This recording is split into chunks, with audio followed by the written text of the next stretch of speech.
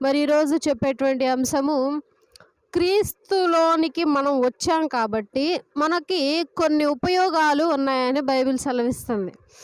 మరి 10 శాశ్వత సమస్యల నుండి దేవుడు మనల్ని విడిపించాడు అని చెప్పి బైబిల్ తెలియజేస్తుంది.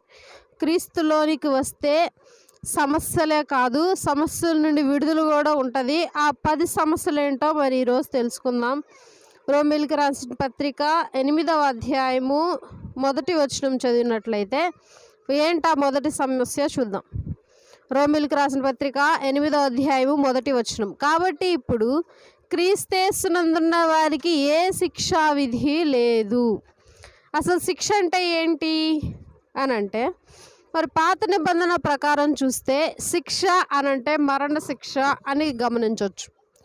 ఏదైనా తప్పు చేసినా, ఏదైనా పాపం చేసినా స్పాట్లో శిక్షా విధి వచ్చేసేది. యెహోవా దేవుడు ఊరుకునేవాడు కాడు.